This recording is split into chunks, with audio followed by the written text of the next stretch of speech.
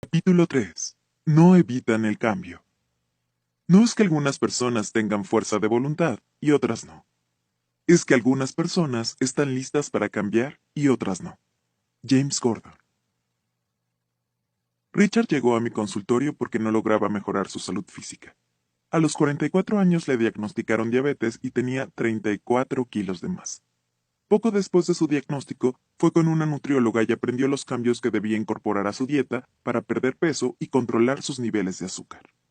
Al principio intentó eliminar todos los alimentos chatarra que siempre había comido. Incluso tiró a la basura todo el helado, galletas y bebidas azucaradas que tenía en casa. Pero 2 días después se descubrió comprando más dulces y regresando a sus viejos hábitos. También hizo conciencia de que necesitaba aumentar su actividad física si quería ser más saludable. Después de todo, el ejercicio no era extraño para él. En la preparatoria fue una estrella en fútbol y básquetbol, pero en estos días pasaba la mayor parte de su tiempo sentado detrás de una computadora. Trabajaba muchas horas y no estaba seguro de cómo encontraría tiempo para hacer ejercicio. Compró una membresía para el gimnasio, pero solo había ido 2 veces. Casi siempre llegaba a casa exhausto del trabajo y sentía que no pasaba tiempo suficiente con su esposa y sus hijos. Richard me dijo que en verdad quería ser más saludable, pero se sentía frustrado. Aunque entendía los riesgos de tener sobrepeso y los peligros de no controlar su diabetes, simplemente no podía motivarse para transformar sus malos hábitos. Era claro que quería hacer un cambio muy grande demasiado rápido, lo cual es la receta para el fracaso. Le recomendé escoger una cosa para cambiar a la vez. En la primera semana dejó las galletas que por lo general se comía en su escritorio en la tarde.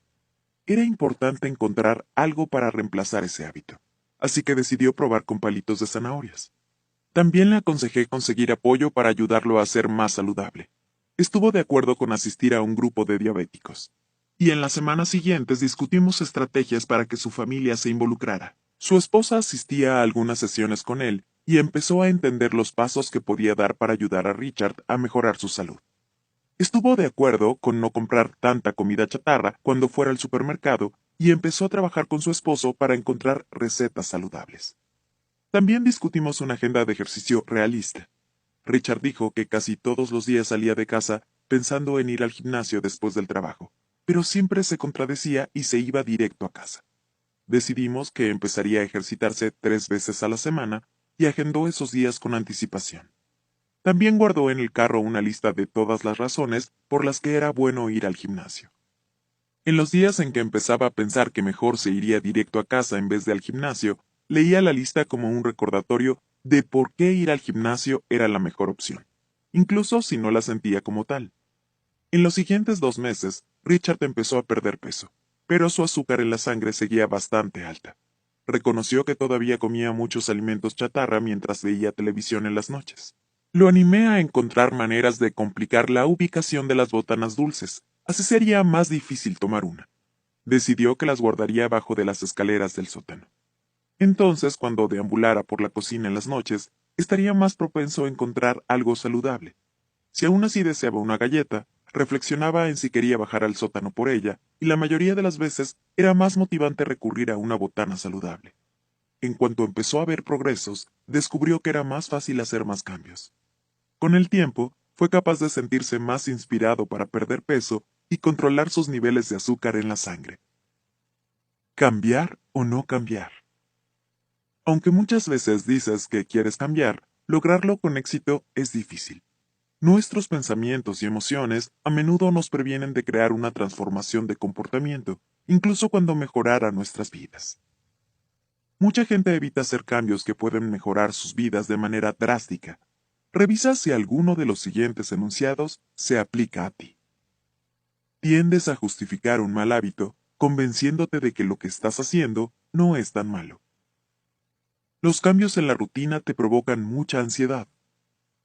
Incluso cuando estás en una mala situación, te preocupa que transformarla pueda empeorarla. Cada vez que intentas hacer un cambio, te cuesta mucho adherirte a él. Es difícil adaptarte a las transformaciones que te afectan hechas por tu jefe, familia o amigos. Piensas muchísimo en cambiar, pero lo aplazas para más tarde, sin dejar de hacerlo de siempre. Te preocupa que cualquier transformación que hagas no sea duradera. Solo con pensar en salir de tu zona de confort, Te asustas.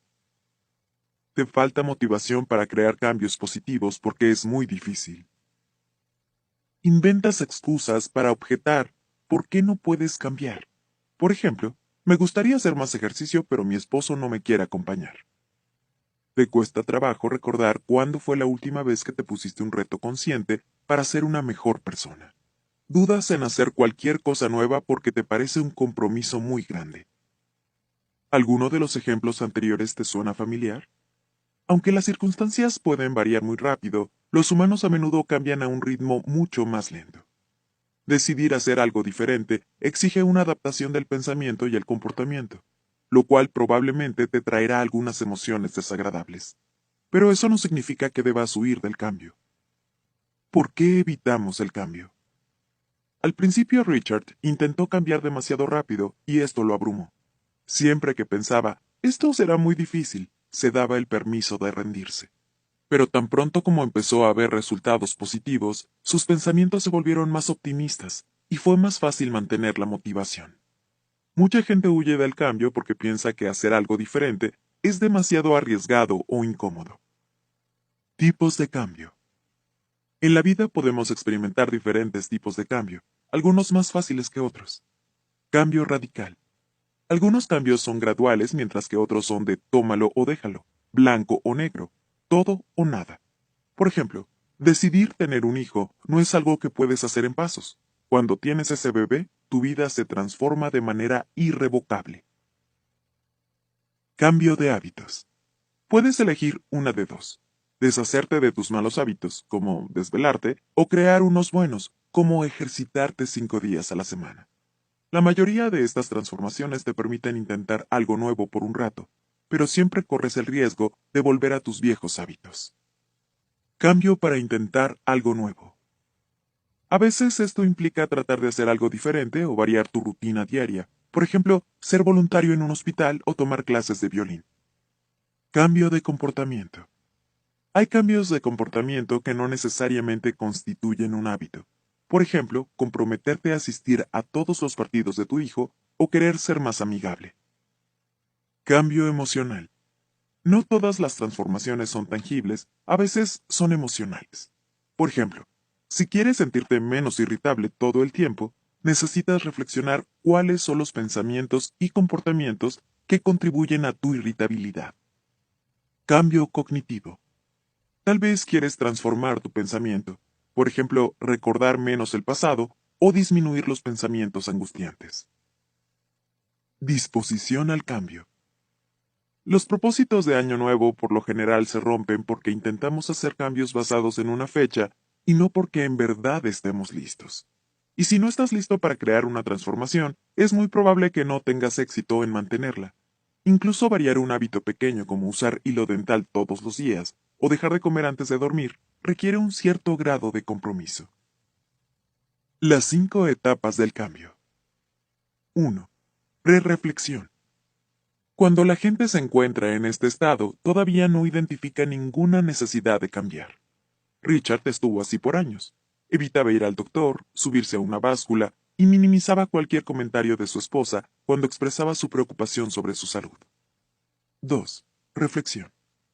La gente que reflexiona de manera activa considera los pros y los contras de cambiar. La primera vez que vi a Richard se encontraba en esta etapa.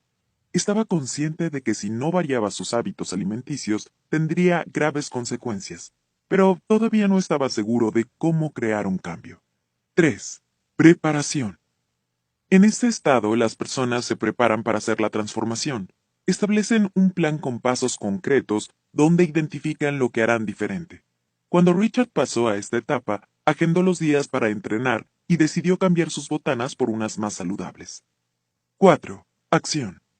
En concreto, es aquí donde se lleva a cabo el cambio de comportamiento. Richard empezó a ir al gimnasio y reemplazó sus galletas de la tarde por zanahorias. 5. Mantenimiento. Este paso, muchas veces ignorado, es esencial.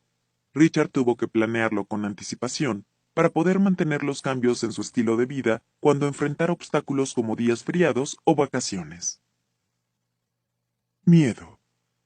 Cuando conocí a Andrew, Estaba estancado en un empleo mal pagado que no le generaba